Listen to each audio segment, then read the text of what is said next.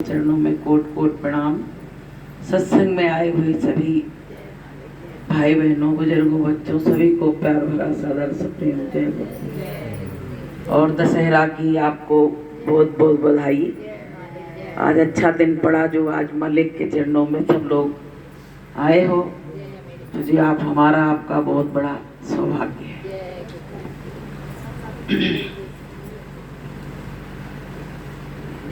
जय गुरुदेव। जय गुरुदेव। प्रेमियों, गुरु महाराज की बहुत बड़ी दया है कि कम से कम ऐसे मलिन युग में सब प्रेमी एकजुट होकर उस मालिक की याद करते हैं। कहते हैं कि कलयुग में लोग बहुत ज्यादा बेकार हो गए हैं, संसार में डूब गए हैं, विषय वासनाओं में डूब गए हैं, लेकिन कुछ लोग तो इससे अलग हैं। सत्संगी लोग कुछ भी बने, साधन भजन नहीं बने, फिर भी हम जानते हैं सभी लोग रोज घाट पे बैठते हैं। तो ये बहुत बड़ा हमारा तुम्हारा सौभाग्य है। गुरु महाराज ही हमको बैठाने वाले, अगर वो नहीं चाहे तो तुमको सजा नहीं देंगे और तुम्हारे हाथ से माला छुड़ा लेंगे, भजन का टाइम छुड़ा लेंगे। यही सजा है सबसे बड़ी हमारी तुम्हारी। लेकिन जब माला और भजन, जब माला हाथ से गिर जाती है ना, तो तमाम प्रेमी रोने लगते, कहते आज मेरी माला ही नहीं हुई। होती कि नहीं होती है? तो प्रेमियों समझ लेना, उस दिन कुछ नाराजगी है सतगुरु से, तो आज भजन का समय मेरा छीन लिया। कोई और सजा नहीं दी, बस भजन खत्म कर दिया। तो प्रेमियों, जो हम लोग मालिक के चरणों में लगे हैं, हमारी आस लगी है। अब इतना खराब समय आ रहा है, कहाँ जाओगे भग के? कोई जगह है? कोई जगह है? आज अभी हम बैठे बैठे ये सोच रहे कि मालिक के अदृश्य होने के बाद हम लोगों के जीवन में बड़े बड़े कष्ट आए, बहुत बड़े बड़े कष्ट आए। अब किससे कहें? रो के रह गए, बस यहीं पे रो के। नहीं तो यहाँ नहीं दिखते, सीधे मथुरा में दिखते। यहाँ नहीं दिखते, सीधे मथुरा दिखते। तो प्रेमियों, अब जो कष्ट आने वाला है, अब जो भविष्यवाणियां हैं वो सब अब कारगर सिद्ध होंगी। तो अब क्या होगा? तो प्रेमियों, अब हमको भजन की बहुत जरूरत है, बहुत ज्यादा जरूरत है। अपने समय को बिल्कुल बर्बाद नहीं करो। जरा सा समय अगर 15 मिनट का भी मिल रहा है तो ध्यान भजन पे बैठ गए। ये होना चाहिए, समय की कीमत को समझो। तो प्रेमियों, अब हम लोग अपना दुखड़ा कौन से रोएं, क्या कहें? कुछ समझ में आ रहा है? मुझे ही लग रहा कि अब तूफान आने वाला है, कौन बचाएगा? लेकिन पता है, बचाएंगे सतगुरु ही, बचाएंगे गुरु महाराज ही।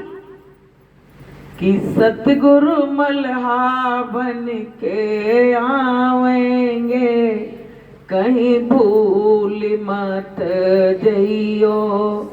सतगुरु मल्हा बन के आवेंगे, कहीं भूल मत जइयो, कहीं भूल मत जइयो, कहीं भूल मत जइयो। वो तो भव से पार लगावेंगे, कहीं भूल मत जइयो। वो तो भव से पार लगावेंगे, कहीं भूल मत जइयो। सतगुरु मल्हा बन के आवेंगे, कहीं भूल मत जइयो। वो तो सत्य लोक ले जावेंगे, कहीं भूल मत जइयो। तो प्रेमियों, अपने गुरु पे भरोसा रखना, चाहे जितना बड़ा तूफान आ जाए, पर जय गुरुदेव नाम जरूर लेते रहना, तो आपकी रक्षा हो जाएगी। गुरु महाराज ने कहा, बोलिए प्रेम से। गुरु महाराज ने क्या कहा? बच्चों, तुम्हारी आवाज चली जाए, मान लो आवाज चली जाती बहुत लोगों की अंत समय में, तो अगर तुम अंतर में भी जय गुरुदेव बोलोगे तो मैं मिलूंगा। गुरु महाराज ने कहा है, और गुरु महाराज ये भी कहते हैं कि मेरा नाम जय गुरुदेव नहीं है। यहीं पे कितना बड़ा भ्रम पैदा कर दिया। एक तरफ तो गुरु महाराज कहते हैं कि मैंने इस नाम को जगाया है और मेरा वो नाम है जो गोस्वामी जी का नाम है, पर ये मिलेंगे कैसे फिर ये बताओ। पहले नाम भी नहीं है और कहते मैं मिलूंगा भी। तो प्रेमियों, हमको भ्रम में रखा मालिक ने। यही वही है, यही जय गुरुदेव हैं और यही मिलेंगे और यही हमारी रक्षा करेंगे। तो प्रेमी भाई बहनों, भ्रम तोड़ दो, भ्रम में नहीं रहना। जो भ्रम में रहते हैं, शंका में रहते हैं, उनका काम सब बिगड़ जाता है। हमारे गुरु ही हमारी नैया को पार लगाएंगे। तो प्रेमी भाई बहनों, अब वो समय बिल्कुल हमारे नजदीक पे आ गया है। विश्वास की बात कहो कि हम आपसे कह रहे हैं, मान लो हमको विश्वास ना हो जय गुरुदेव, ये भी तो हो सकता है। कथनी और करनी में बहुत अंतर होता है। मान लो हम आपसे कह रहे हैं जय गुरुदेव नाम नहीं भूलना और हम ही भूल जाएं, ऐसा भी तो हो सकता है। तो प्रेमियों, एक बार की बात है कि एक पंडित जी कहानी सुना रहे थे कि राम नाम लेने से भवसागर पार हो जाते हैं। तो क्या हुआ कि वो दो ग्वालिन आती थी नदी पार से, तो बेचारी चमन्नी देती थी और नाव पे बैठ के आ जाती थी इस पार दूध दही बेचने। तो एक दिन कथा में बैठी तो पंडित जी कह रहे कि राम का नाम लेने से भवसागर से तर जाओगे। तो उन्होंने यही बात पकड़ ली, पूरा सत्संग सुना, एक बात पकड़ ली अपने मतलब की। बोले जब भवसागर से पार हो जाएंगे तो ये नदी नहीं हम पार कर पाएंगे। तो प्रेमियों, क्या हुआ, विश्वास कितनी बड़ी चीज होती है। अब वो रोज क्या करें, राम का नाम लेती रहे और हाथ दोनों आपस में पकड़ लें और तुरंत नदी पार करके वो चली जाए। ऐसे करते करते उनको 15 दिन बीत गए।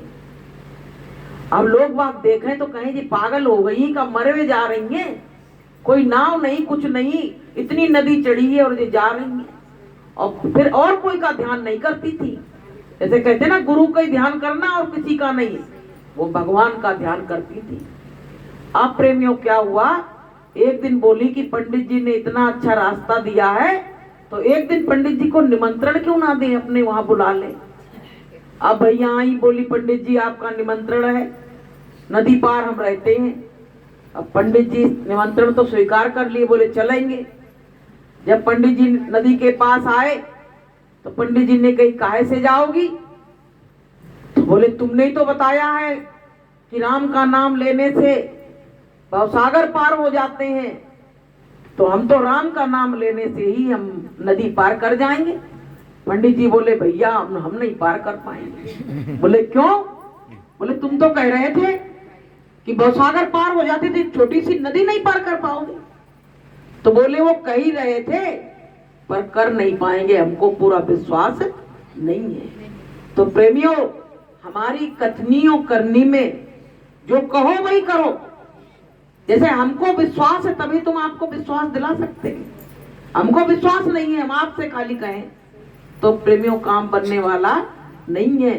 इसलिए प्रेमी भाई बहनों, जय गुरुदेव नाम जो है ये, इस पे अगर आपको विश्वास हो जाएगा तो आप सत्यलोक पहुंच जाओगे और अंत समय में गुरु महाराज मिल जाएंगे। और अगर ये नाम में विश्वास नहीं है, पता चला कि आप अंत समय में किसी और को बुलाने लगे, तब फिर क्या होगा, वही आएगा आपके जीवन में और उसी में आपको बासा मिलेगा कि जा में आशा और ता में बासा। इसलिए अपने गुरु को हरदम हर क्षण याद रखो तो आपका काम, मेहनत जो है सफल हो जाएगी, वरना मेहनत सफल होने वाली नहीं है।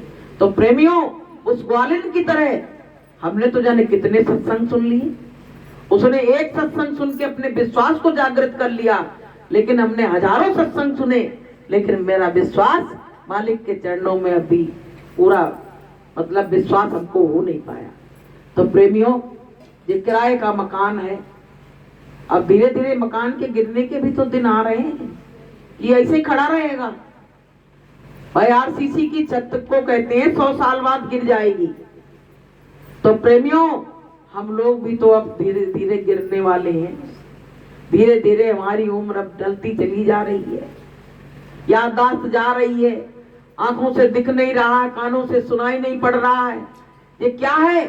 ये काल का अल्टीमेटम आ रहा है, उसकी चिट्ठियां आ रही हैं कि अब तुम सतर्क हो जाओ, संभल जाओ, नकली चीजें कब तक लगाओगे, ये काम करने वाली नहीं है। इसलिए अपने मालिक को पहचान लो, अपना काम कर लो, अपने गुनाहों की माफी मांग लो, भाव से बैठ के भगवान की भक्ति कर लो, भाव से बैठ के भगवान का भजन कर लो, प्रार्थना कर लो, तो आपका काम हो जाएगा, वरना काम होने वाला नहीं है। तो प्रेमियों, ये गुरुवार का सत्संग एक स्थान बन गया है कि चलो गुरुवार का सत्संग है, चलेंगे, बैठने की जगह बन गई है। सत्संग तो होते ही रहते हैं, ऐसी बात नहीं है। तो यहाँ जितने प्रेमी आते हैं, आपको हम सत्य बात बताएं, गुरु महाराज मंच पे विराजमान रहते हैं। आपकी जो भी मन में मनोकामना हो, जो भी मन में हो, आप अपनी बुराइयों को चढ़ाओ और यहाँ से मालिक की दया लेके जाओ। देखो आपका काम बनता है कि नहीं बनता है। हर हाल में काम बनेगा, क्योंकि हमने कह के यहाँ से जाने कितने काम बनवा लिए। तो हम आपसे भी यही कह रहे हैं। तो प्रेमियों, हम लोग क्या लालची हैं? हम बस यही कहते, गुरु महाराज मेरा ये काम बना दो, गुरु महाराज मेरा वो काम बना दो, पर कभी ये नहीं रोते हैं यहाँ बैठ के कि गुरु महाराज कब आओगे? क्या हम लोग इसी तरह से तड़पते रहेंगे? क्या हम लोग इसी तरह से भाव में बहते रहेंगे? कब आओगे? कब हमको दर्शन दोगे? कैसे, कौन सा जतन करें? गुरु महाराज साधन भजन तो बनता नहीं है। थोड़ी देर बैठो, कहीं हाथ अकड़ रहे, कहीं पैर अकड़ रहे हैं, और आप चाहो तो 1 सेकंड में ही काम हो सकता है। जब उस सियार की जीवात्मा को गुरुदेव जगा सकते हैं, उसको सत्यलोक ले जा सकते हैं, तो प्रेमियों क्या हम लोगों को नहीं ले जा सकते हैं? पर हमारी जो भाव भक्ति उनको लाचार कर देगी, तब वो हमारे ऊपर दया और दृष्टि करेंगे। लेकिन हमारी भाव भक्ति प्रेम की हमारे गुरु को लाचार ही नहीं कर पा रही है, इसलिए प्रेमियों हमारा काम नहीं हो रहा है। तो प्रेमियों, अब हमारे सबके दिन इसी तरह से मालिक के उसमें कट रहे हैं, लेकिन कोई जिंदगी थोड़ी है। एक प्रेमी से हम मिले तो उसने एक ऐसी बड़ी बात कही, तो मेरे हृदय में लग गई। वो बीमार थे, तो हम लोगों ने कहा भाई इलाज करा लो, इलाज जरूरी है, शरीर है, पिंजड़ा है, तो इसमें बैठ के भजन तो कर लोगे। तो पता क्या बोले? बोले पिंजड़ा चाहे टूटे और चाहे नष्ट हो जाए, अब मुझको इलाज नहीं कराना है। किसके लिए इलाज कराएं? बोले इतना बड़ा मालिक मेरे सामने से चला गया, अदृश्य हो गया, ऐसे पता नहीं कौन से गुनाह किए थे जो उस मालिक से कहाँ रोज मुलाकात होती थी, और आज इतना समय हो गया, कोई दर्शन नहीं, कोई दीदार नहीं, तो ऐसे जीने से जीना बेकार है।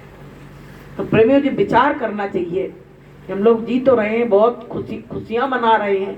कहा कि खुशियां कि इतना बड़ा समर्थ सतगुरु हमारे बीच से, ऐसी क्या हमें गलती हो गई जो हमारे बीच से अदृश्य हो गया? तो अब उसको बुलाने की, उसको रिझाने की जरूरत है। गुरु महाराज के अदृश्य होने के बाद तमाम लोग भटक गए, और अब भी भटकाव चालू है। ये मत सोचना कि अभी भटकाव खत्म हो गया है।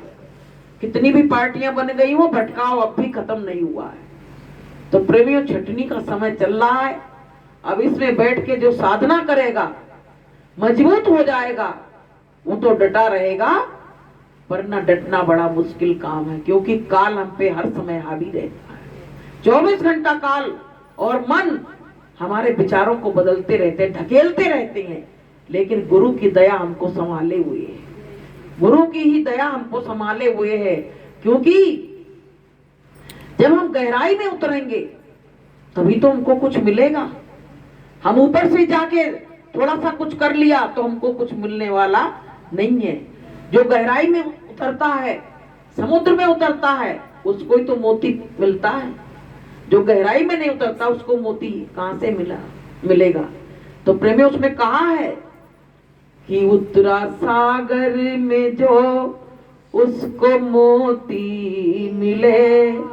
उतरा सागर में जो उसको मोती मिले। प्रेम किया जिसने मुझसे मुझे पा गया। प्रेम जिसने किया वो मुझे पा गया। उतरा सागर में जो उसको मोती मिला। उतरा सागर में जो उसको मोती मिला। प्रेम जिसने किया वो मुझे पा गया। प्रेम जिसने किया वो मुझे पा गया।